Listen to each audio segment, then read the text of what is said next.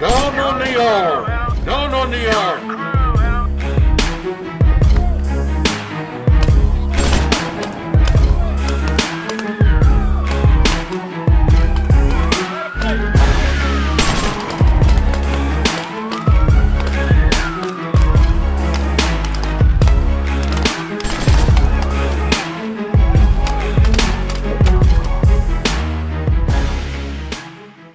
Saludos, it's your host, Gabe Morales. Today, I want to cover some of the issues revolving around restricted housing, more specifically, ADSEG and security housing units. We're also going to talk a little bit about security threat groups, which a lot of people are more familiar with as being prison gangs. Security threat group was a term that was adopted by the National Major Gang Task Force, which consisted of representatives from every state in the nation, and a group that I was a member of for many years. It should be clear that each state and even each county and sometimes each city across the United States has been responsible for adopting their own security threat group process and reviews. In other words, their own validation system. But a lot of them did exchange information and rely on each other's policies via the National Major Gang Task Force. While the National Major Gang Task Force did not invent the term security threat group, they did hold meetings nationwide and tried to address security threat groups better in correctional systems throughout the United States. Some systems readily accepted the fact that there were disruptive groups, prison gangs, and disruptive individuals in their custody, and that systems needed to be set up to better deal with them. Others, like the King County Jail, in particular, the present manager of the classification section, were totally opposed, sometimes downright hostile to me even bringing up the term security threat group or using the G word. This also has taken place in some police departments in more liberal areas. This is unfortunate because it's basically denial and only helps the criminal groups and gangs carry out their activities with little interference. Basically, it comes down to the old correctional reactionary attitudes versus being proactive. I am aware that there are some individuals in corrections who will manipulate the system, and that means convicts as well as staff members. But pay attention here. I suggest if you hear anything that I talk about that you feel has been an injustice to you during your incarceration, specifically ADSEG and security housing units, that you get a hold of your lawyer. If I have spoken about you being a member of a security threat group, a prison gang, the Mexican Mafia, Western Familia, Aryan Brotherhood, or Black Guerrilla Family, I suggest you listen very carefully to the security threat group policy. Do yourselves a favor. Look up the restricted housing policy. It's on the CDC website. When I worked in CDC and in jails, in federal prison, you just can't put somebody in administrative segregation for no reason. There has to be paperwork. And even now in CDC, my understanding is most of the units have cameras. And during your 115 disciplinary hearing, you are afforded the right to view these videos. Some of you guys that have undergone disciplinary hearings recently, tell me if that is correct. But I conducted disciplinary hearings for many years. I sat in on disciplinary hearings, the 128 write-ups by sergeants, as well as the 115 hearings by lieutenants. I was actually an investigative employee, meaning that I gathered additional information, witness statements, etc., if needed for those hearings. You have to have a hearing within a certain amount of days, or they have to cut you loose due to violating time constraints. That hardly ever happens because they hold these hearings. They're taken very serious. You're afforded inmate rights. In corrections, there's a big difference when you hold disciplinary hearings as far as burden of proof. CDC 115 hearings and hearings in other states only require a preponderance of the evidence, whereas criminal courts require proof beyond a reasonable doubt. So there's a much higher threshold in the court system as opposed to corrections hearings. Corrections hearings officers have a lot of power. I should know. I sat in on disciplinary hearings at New Folsom Prison, as well as held them for over 20 years at the King County Jail in Seattle, and for 3 years reviewed the findings of over 20 classification officers in my section when I was working as a classification supervisor. I was there to ensure that basic rights and standard operational procedure had been followed.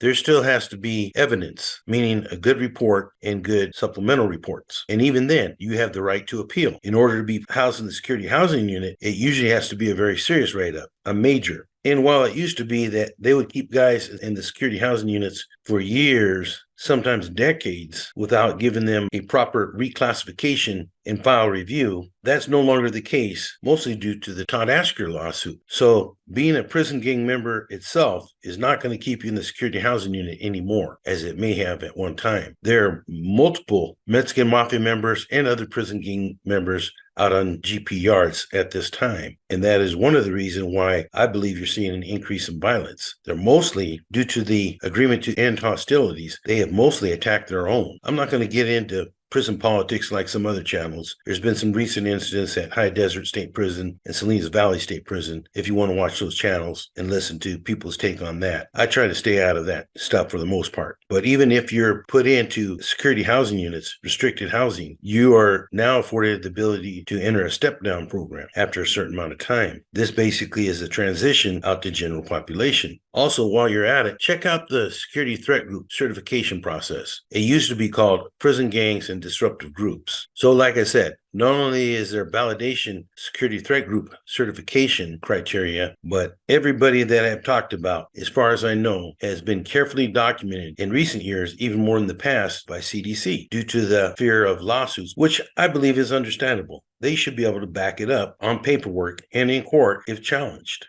Anyways, I just thought I'd throw that out there, as I am considered a nationwide prison gang / STG expert and worked in classification for almost 2.5 decades. If you are being denied your rights, then I agree with you. Something's wrong there. Once again, I suggest you get a hold of your lawyer. Don't get mad at me. I'm just putting out information by the California Department of Corrections, Bureau of Prisons, and other agencies that validate these individuals as prison gang members. By policy and by law, they have to back up their allegations. Now, I understand this could be manipulated or it could be wrong. For instance, let's say they peg you as a Black Guerrilla family member only because you have been reading books by George Jackson. Let's say you were put in SEG because you got in a fight with a white who called you an N-word, but that individual is a member of a documented security threat group, and they chalk that up to gang rivalries, whereas you considered it to be a personal beef. Then, once you're inside the hole, they have individuals who are basically snitching on you, informants, who are saying that you are in fact a member of the Black Guerrilla family or an associate. There you go. That's basically all they need to peg you as a Black Guerrilla family member, where in fact, maybe you aren't one. Don't want to be one, don't claim to be one, and self-professed BGF don't consider you to be one either.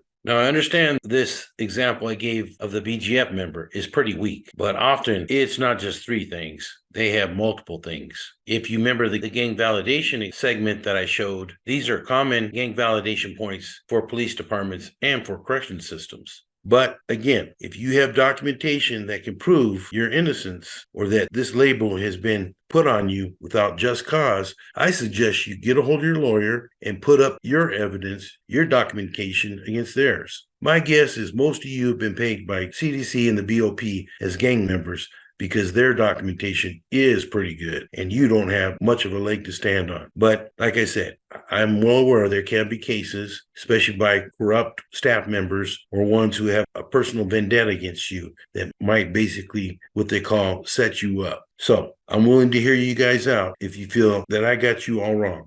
Get at me at gangpreventionservices@gmail.com and I'll reconsider what I put out. There's already been a very small handful out of the hundreds already I've talked about that I have deleted. So make sure you got a good case to convince me, and better yet, convince CDC, the BOP, the police, and other agencies that you're totally innocent and just got put in a bad spot.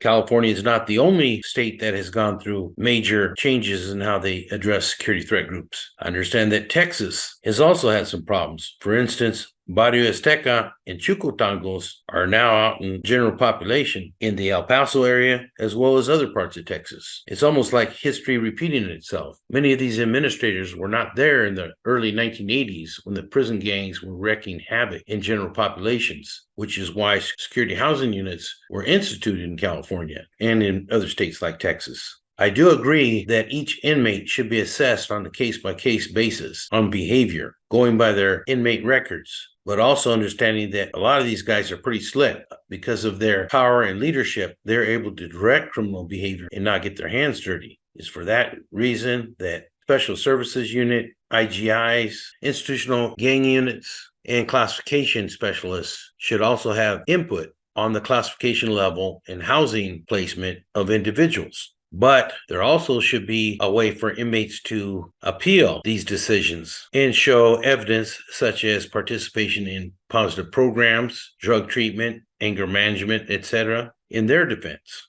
I believe the same thing should be occurring in police departments. Individuals should be notified that they're placed in gang databases and why, given the right to appeal so that nobody is labeled as being a gang member, whether they're in prison, jail, or out in the streets unfairly. But systems with proper documentation can justify why they're dealing with individuals in a more restrictive manner, be it a gang injunction out in the street or be it a higher security housing unit for security threat group members. So I understand that a Ninth Circuit U.S. court decision has come down on the Ashker settlement. And in a nutshell, the Ninth Circuit sided with CDC as far as mostly okaying the way the gang population was managed by placing them in the security housing unit. And they stated that the district court had overreached in the case. Traditionally, the courts have had a handoff approach and let corrections in each state run their systems as the way they see fit in order to address safety and security concerns as long as there is no major violation of civil rights. And so we'll see what happens in California and other states in regards to inmate rights, housing restrictions, security threat group validations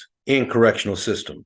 I hope this video helped you understand the issues better and that you continue watching this channel. Don't forget to hit that like and subscribe button. For now, this is Gabe Morales signing off for Gangsters, Cops, and Politicians.